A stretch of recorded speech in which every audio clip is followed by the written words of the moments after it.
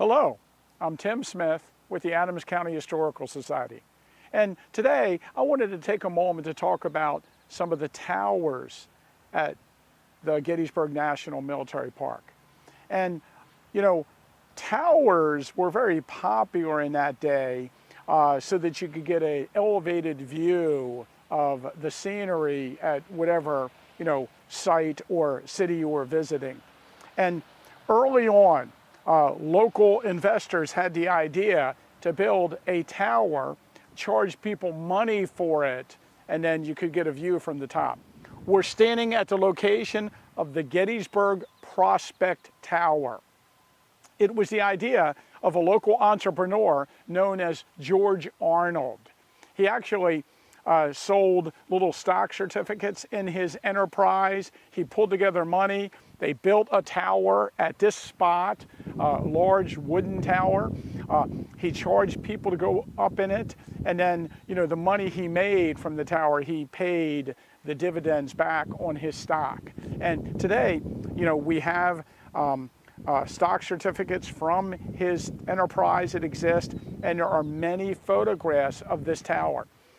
East Cemetery Hill at that time was the property of the Gettysburg Battlefield Memorial Association.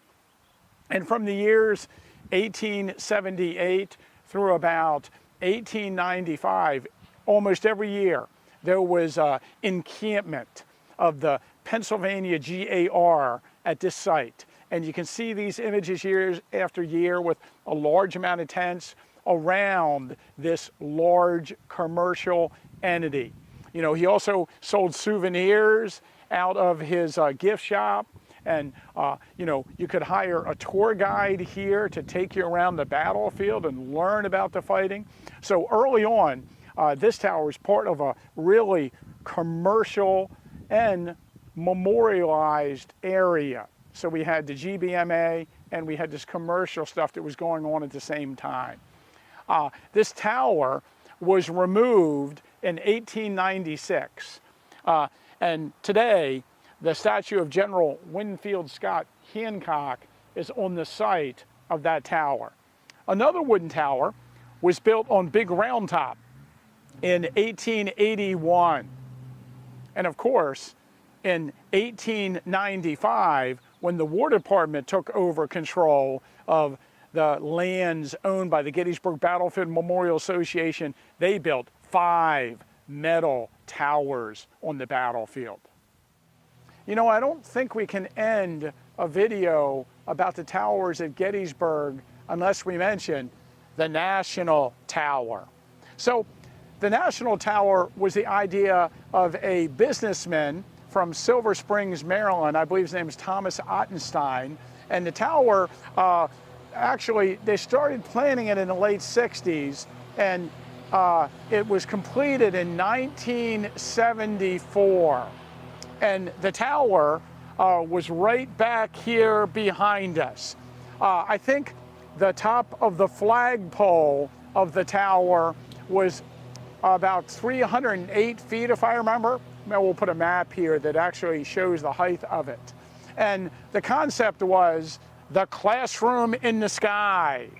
And you visited the tower, you paid admission, you went up in an elevator, and there were 3 viewing levels. There was an inside viewing level that had some images, and you walked 360 around. And then there was an outdoor platform, and it had a level in the middle that had a narrated tape. And it actually gave you a little synopsis of the actions at Gettysburg. You walked from one section to another. And I have fond memories of it. I think a lot of people have fond memories of the National Tower, but it was very controversial. I really don't think that it should have been allowed in the first place. Probably people should have fought it a little more. But, the tower investors were very good friends with Spiro Agnew. And of course, Spiro Agnew was vice president of the United States at the time when the tower was going through some of the certifications to allow it to be placed here. Now, the tower was purchased and torn down in the year 2000, and actually was the National Park Service and the Friends of the National Park.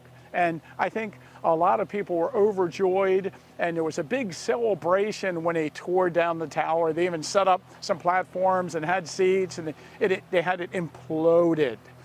But you know, I think looking back on it, I kind of wish the tower was still here, because while it existed, it was a constant reminder of the evils of battlefield commercialization. So the National Park Service towers, built in 1895, were placed at different prominent locations on the battlefield so you could get a better understanding of the fighting. And as opposed to the commercial tower early on, these towers, of course, were built for the public and were free. So the tower on Big Round Top and the tower here on Culp's Hill were 60 feet high. And then there were 3 other towers, one along Oak Ridge, one along the Confederate lines. We today call it the Longstreet Tower, the Eisenhower Tower, and one on the Cemetery Ridge near the scene of Pickett's charge. Now, the towers were very popular with visitors to the park. But eventually, the towers fell into a state of disrepair. The towers needed some work. So the towers on Cemetery Ridge, that tower was removed. The tower on Big Round Top was removed. That was removed in like 1968. The tower on Oak Ridge, actually 3/4 of the tower was taken off, and today just 1/4 of that tower stands. But the tower along Confederate Avenue, which again we refer to as the Eisenhower Tower, and this tower on Culp's Hill still remain from 1895 and are still, these towers, very popular with battlefield visitors.